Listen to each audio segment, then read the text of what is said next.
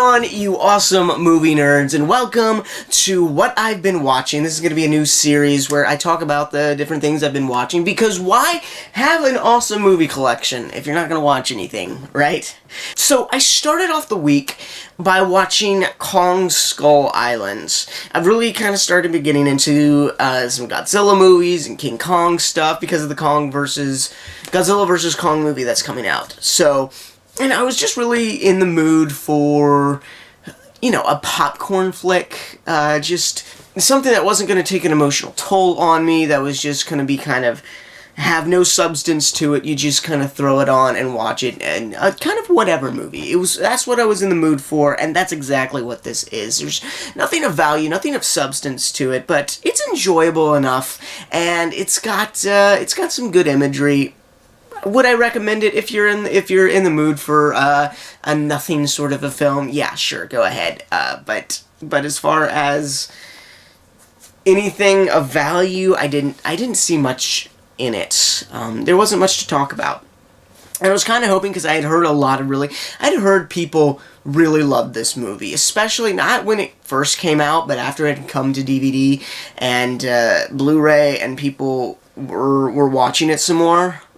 People seem to really be getting into it, but I didn't see anything there, really, which was unfortunate. It's a fine movie. Next, I ended up watching The Muppets, the 2010, I guess, remake, or resequeling, the Muppets early 2010s version. This is actually how I was introduced to the Muppets. So I had seen this a while back, and like I said, it's how I was introduced to the Muppets. And this is when I fell in love with the Muppets, and I think everything, and the reason I still enjoy watching the Muppets from time to time, it's the good graces of this film. This film is really, really solid. And it's just its own unique little thing that I very much enjoyed. One thing I didn't notice the first time I watched it, and maybe I hadn't, just forgot about it, but all the celebrity cameos are really fun. You've got, like, my favorite one is John Krasinski.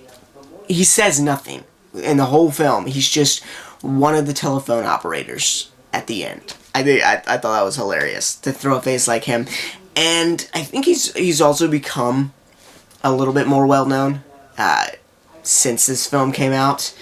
But yeah, just hilarious having that in there.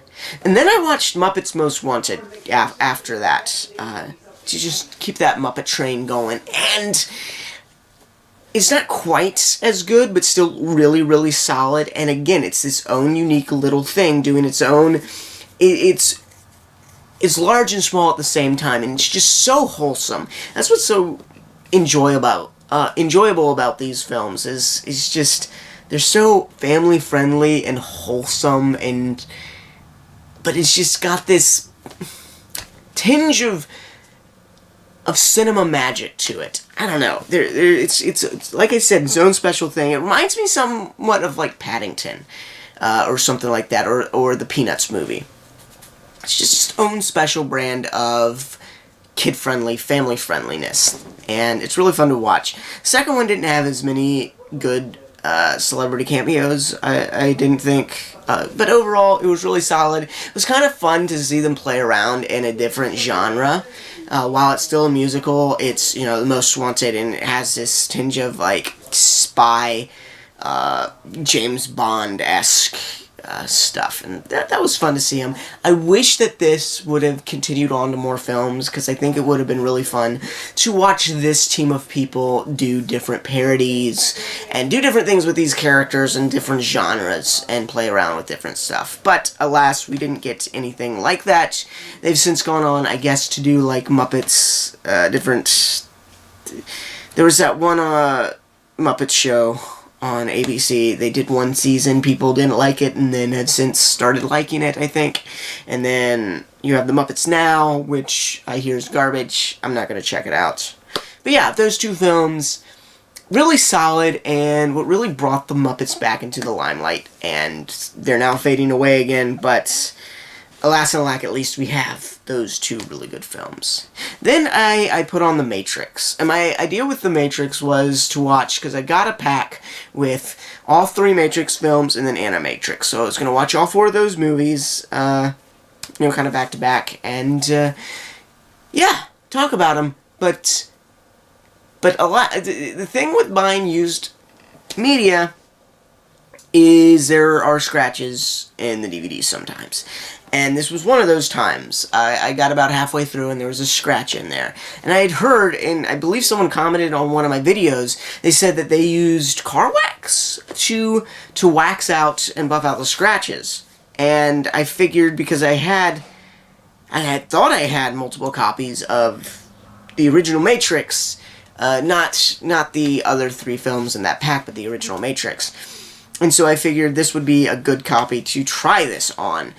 I ended up finding out that at some point I had gotten rid of my other copy of The Matrix, which is unfortunate, because I still can't watch this one, this version.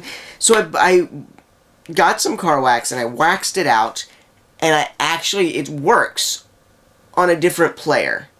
And that's what's weird. On this particular player that I have set up in my home theater, it doesn't work even after I waxed it. But there was another player on a smaller TV that I have, and it works fine. So wax might work. I will still continue to probably use that to see, but for some reason it just doesn't want to play on that player. So I didn't end up watching The Matrix. I got about halfway through. The Matrix, I just don't see why people like it. I don't see why it's become such a huge film and this big franchise and everything. It's just, I understand why it was big at the time, but there's nothing there anymore, I don't feel. But once I actually am able to watch The Matrix in full, I'll probably go into that a little bit more in detail. Lastly, I ended up watching Fighting with My Family. I found this at Walmart the other day for $5, and I had seen it when it first came out, and I remember really liking it, thought it was a really good concept, and for the most part, really good execution. I thought it fell apart a little bit at the end, but yeah, for $5, I wanted to pick it up, and I wanted to watch it again, because I remember there were some really good themes that they touched on. And this film, I have to say, is one of the best films I've seen in a while. It's amazing. And the ending, knowing what was coming, was much better for me. So the main complaint that I would have with this film is that it's a film that, instead of having ups and downs, it's just a downward projection until it hits that moment where it goes up at the very end. That's the one kind of complaint I'd have, but also knowing that going into it, it was much better, much more enjoyable to watch. But Fighting with My Family is the story of Paige, a WWE wrestler, and it's the story of how she became how she got into the WWE, and the story of, she came out of this wrestling family, and she made it and her brother didn't. And what's so interesting is you get this contrast of her having a miserable time in camp training to go into the WWE, while her brother having a miserable time because he's not.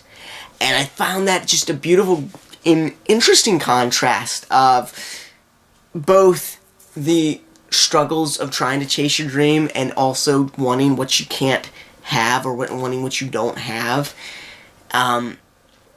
Yeah, and there's just so much really cool stuff. I would say this is one of the best films about chasing your dreams. La La Land, I know, is one that people, when they talk about films that have to do with chasing your dreams, La La Land is put out there a lot. And it's a good movie, but I think this just encompasses the struggle and the strain that it can have on relationships, while also noting that you need relationships. You can't just do it alone. And there's so much to this film. It's a brilliant film with some really good performances. I I've never seen WWE before. It's not something that I've ever been interested in, really. But this movie, if you haven't seen Fighting With My Family, go check it out. It's really, really good. So yeah, that's what I've been watching. That's the end of the video. Let me know, what have you guys been watching? Something old, something new? Put it down in the comment section down below. Let me know, because I love hearing from you guys. And as always, I love you awesome nerds. And I'll see you in the next one. Take care.